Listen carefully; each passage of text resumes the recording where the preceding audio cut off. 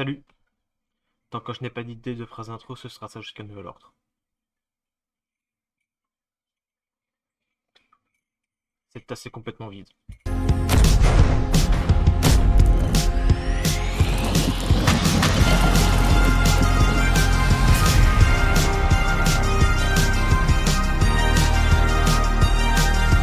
Bon, fini de rigoler, aujourd'hui on va parler d'un sujet plutôt sérieux.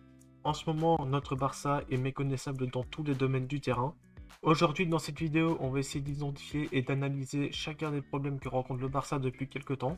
De mon côté, j'en ai compté 3 qui nuisent actuellement à l'équipe et les voici. Problème numéro 1, les joueurs et le système. Ça sera certainement la partie la plus longue de cette vidéo. On va analyser la tactique actuelle du Barça de Flick et voir ce qui ne va pas depuis quelques temps. On essaiera surtout d'identifier si le problème est réellement le système mis en place par Hansi Flick ou si le problème vient clairement des joueurs. Et concernant cette partie, vous savez déjà quelle est mon opinion si vous avez déjà vu les vidéos d'avant. Problème numéro 2, le banc. Il existe deux Barça, celui avec titulaire et tout se passe généralement très bien, et celui quand il manque 2-3 titulaires et là ça se passe très mal. Et pour terminer, troisième et dernier problème, la gestion des mercatos de la direction. Le Barça a laissé partir un joueur plus qu'important librement au dernier mercato d'été sans réellement le remplacer. Et aujourd'hui, on le paye cash surtout dans les gros matchs, sans compter le manque de renfort à certains postes. Maintenant que nous avons énuméré chacun des problèmes, on peut directement passer au problème numéro 1.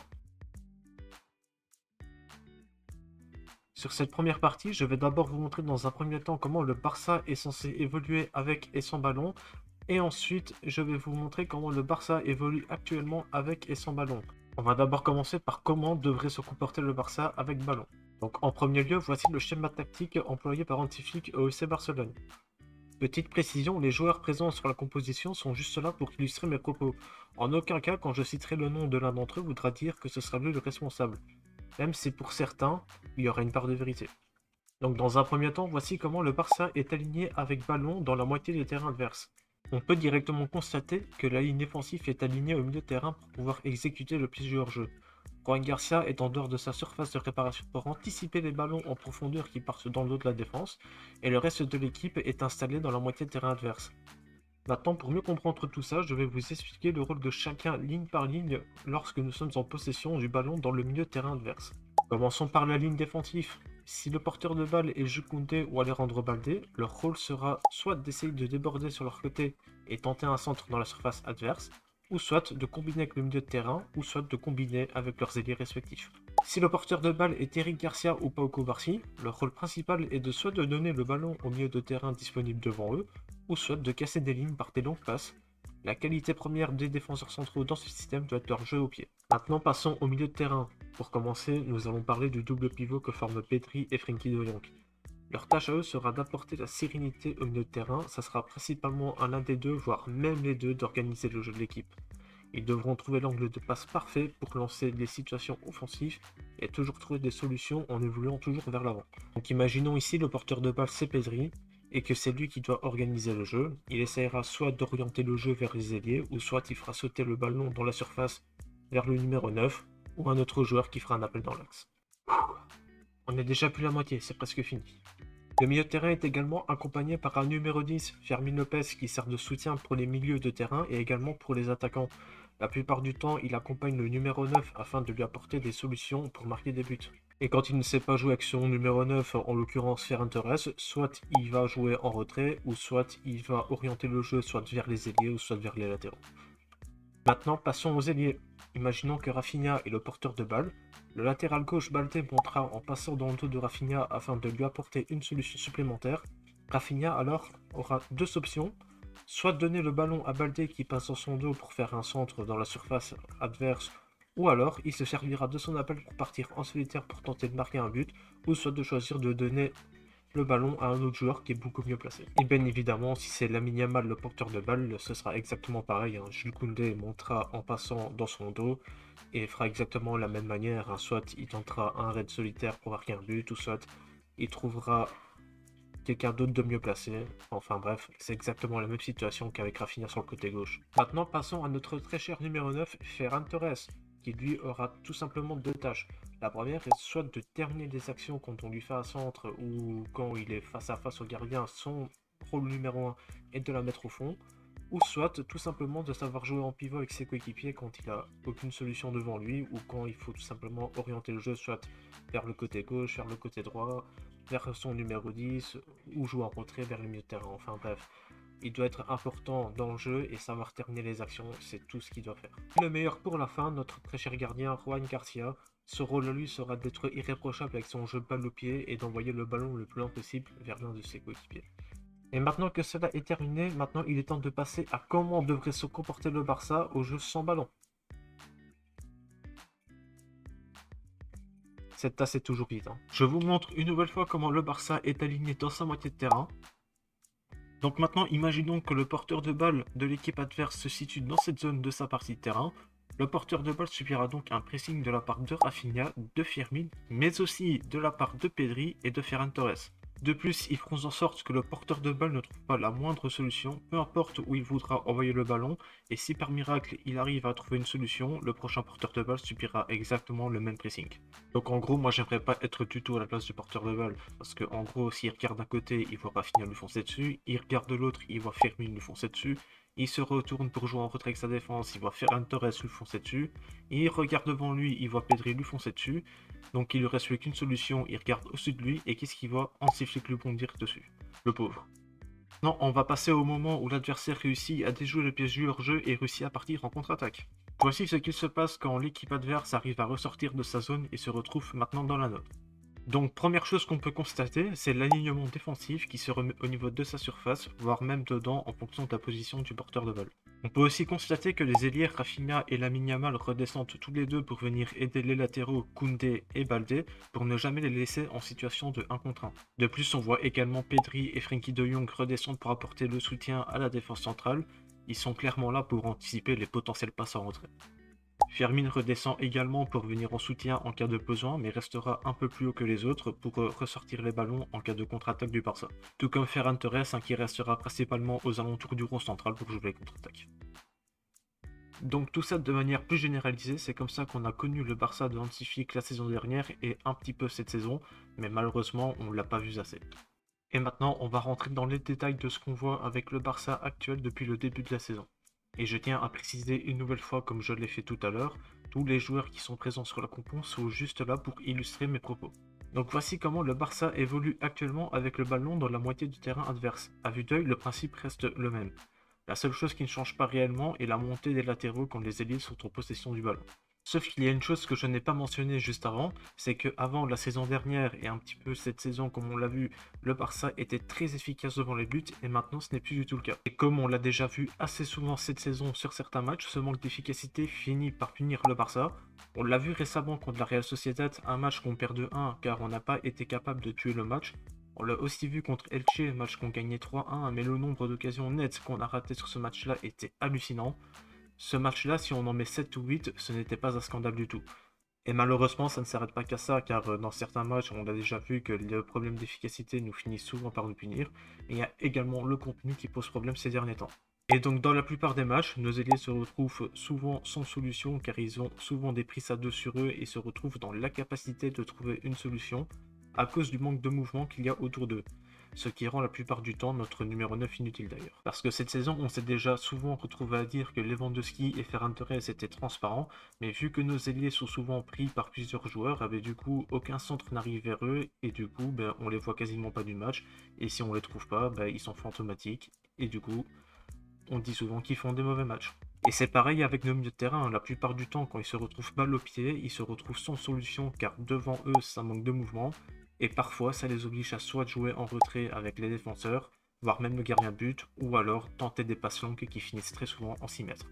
Et à cause de ça, on se retrouve à dire régulièrement que sur certaines mi-temps, on s'est ennuyé à mourir, car tout simplement parce que le niveau de jeu dans tous les compartiments était très insuffisant, et ça, on l'a déjà vu récemment au Camp Nou contre le Mallorca et contre Oviedo. Et maintenant, il est temps de passer à la chose la plus dramatique de cette première partie de vidéo, c'est-à-dire notre jeu actuel sans ballon. Reprenons la situation de tout à l'heure. Le porteur de balle se situe dans cette zone. Là, ce qu'il va changer, c'est de lieu avoir 4 joueurs autour de lui qui va le presser, on va seulement en avoir 1, voire 2. Ce qui va donc lui permettre de trouver un de ses coéquipiers sans la moindre difficulté, et permettre de facilement ressortir le ballon et de lancer une contre-attaque. Et maintenant que la contre-attaque adverse est lancée, c'est l'heure de parler de la catastrophe. Voici le porteur de balle illustré en rouge au moment d'amorcer une contre-attaque. Le numéro 9 adverse va volontairement se placer hors jeu pour se faire totalement oublier par la défense. Vu que le porteur de balle n'est pas pressé par le milieu de terrain, la défense se retrouve livrée à elle-même et oublie carrément le 9 qui s'est mis volontairement hors jeu. Ça c'est important. Vu que le porteur de balle est tranquille au milieu de terrain, il a tout le temps d'observer autour de lui. Les défenseurs sont obsédés par le porteur de balle et ils oublient carrément ceux qui vont faire des appels dans leur dos. Et cela arrive car pour rappel, devant eux ça ne presse pas, ça revient tranquillement entre tinants. Du coup, ce sont les défenseurs qui prennent la responsabilité de presser le porteur de balle et laissent les joueurs faire des appels dans leur dos. Du coup, la défense se retrouve dans des situations de 4 contre 4, voire même des 2 contre 4, des 3 contre 4, en fonction des moments.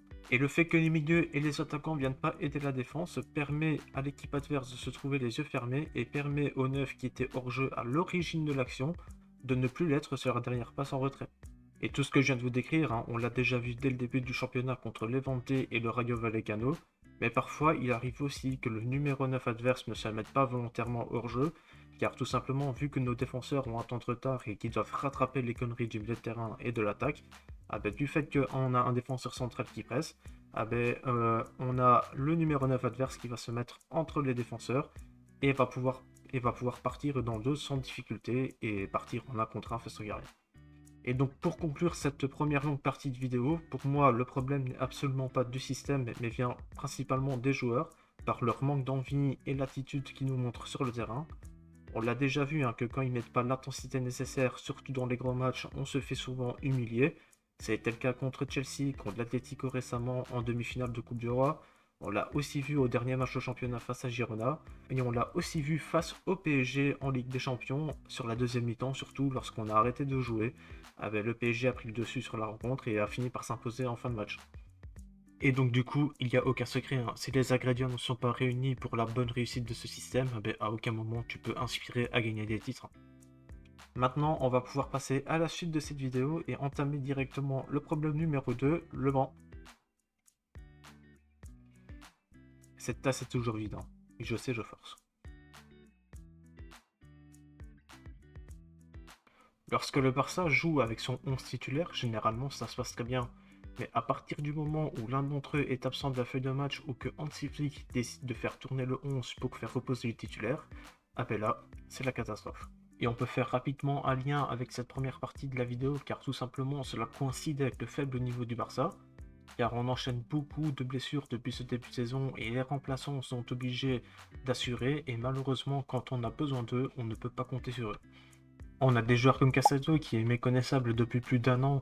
En fait, lui, on l'a complètement perdu à partir du moment où Frenkie de Jong qui est revenu en forme la saison dernière.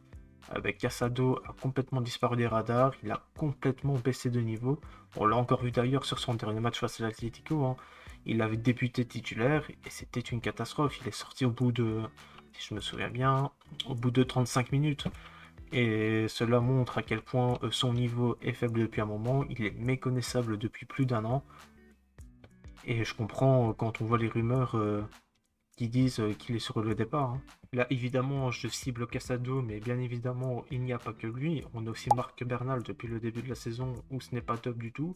Mais lui, on ne peut pas trop lui en tenir rigueur parce que, pour rappel, il s'est fait les ligaments croisés et on ne revient pas comme ça toujours en main à son niveau en revenant des ligaments croisés non plus, on ne peut pas trop lui en vouloir pour son faible niveau. La défense a aussi pas mal de problèmes au niveau des remplaçants. On peut notamment parler de Araujo qui est méconnaissable depuis la saison 2023-2024. Lui qu'on disait qui était le meilleur défenseur en 2022-2023, je m'en souviens, on disait de lui que c'était le meilleur défenseur du monde s'il n'y avait pas les blessures qu'il a avec. Et aujourd'hui, ce n'est plus que l'ombre de lui-même. Il n'arrive pas du tout à s'adapter à ce système. Son jeu de balle au pied est une catastrophe. Il est utile sur certaines rencontres quand c'est un certain profil de numéro 9 en face, mais si pas, de manière générale, il n'est pas utile du tout à cette équipe et ne sert limite à rien et il n'est pas du tout compatible pour ce système. Et aussi parfois c'est un véritable abruti. On ne peut pas non plus compter sur Christensen parce que lui c'est simple, à chaque fois qu'il joue 5 minutes de temps de jeu pour un match, il disparaît pour 4 mois. Sacrément rentable à ce mec-là. Donc du coup, les joueurs comme Eric Garcia et Kobarsi n'ont jamais de repos car vu qu'il est tout le temps blessé, on se retrouve toujours à bricoler et être obligé de jouer avec Gérard Martin parfois en défense centrale. Et en termes de défenseur central de métier, le seul backup qu'on a, c'est Araujo. D'ailleurs, puisque je l'ai abordé il y a quelques secondes, hein, Gérard Martin aussi, qui est très irrégulier. Hein. Parfois, il va nous sortir un bon match, puis après, il va nous en faire de mauvais, puis après, il va nous en faire de bons, puis après, il va nous en refaire de mauvais, et ainsi de suite, hein, que ce soit en latéral gauche ou en défense centrale. Soit il est bon, soit il est mauvais, mais en tout cas, ce qui est sûr avec lui, c'est qu'il ne fait jamais les choses à moitié. C'est soit il est complètement nul, ou soit il est complètement bon. Concernant les gardiens remplaçants, on va éviter d'en parler, hein, parce que on a juste à prier en gros que Juan Garcia ne se blesse pas du tout. Concernant l'attaque, quand on a Lamine Yamal et Rafinha qui ne sont pas là, il faut clairement se mouiller la nuque. Hein. Le seul remplaçant qui est au niveau concernant l'attaque, c'est Rooney Bargi.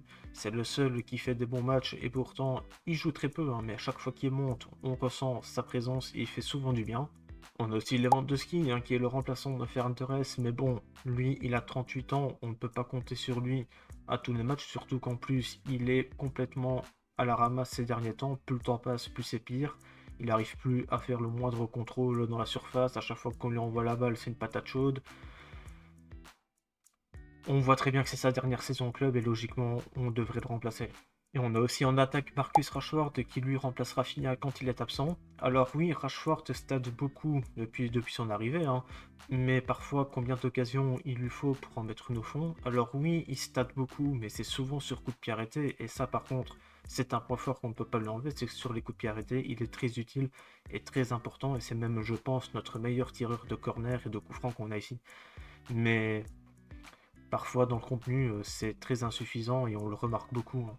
Donc tout ça pour dire que quand notre 11 titulaire est absent de la feuille de match ou quand on a un ou deux qui n'est pas là et que c'est au remplaçant de faire le job, eh ben, on ne peut pas malheureusement compter sur eux et ça donne ce qu'on voit en ce moment sur les derniers matchs.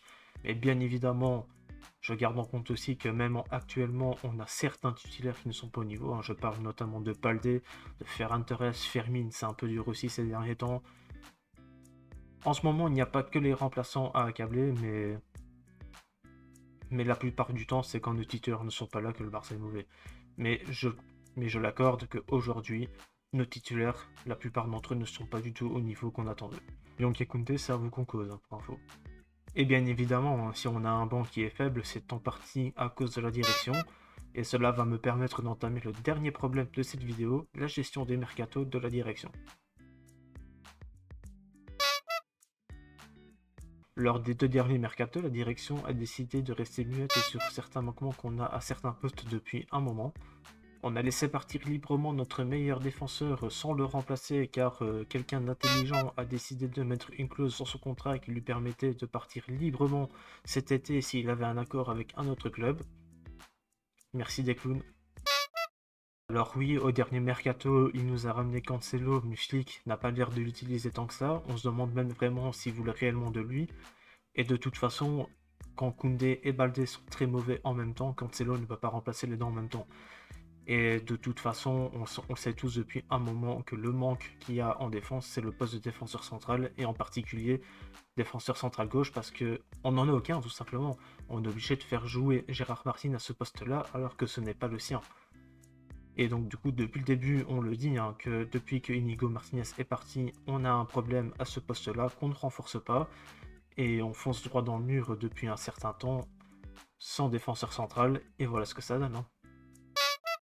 On a aussi les rumeurs depuis quelques temps entre Bastoni et Schlotterbeck, à savoir déjà si ces deux-là veulent venir au Barça, et si on reprend ce qu'on a dit au tout début, si l'attitude sur le terrain n'évolue pas, on aura beau faire venir n'importe qui, ça ne changera pas la situation actuelle.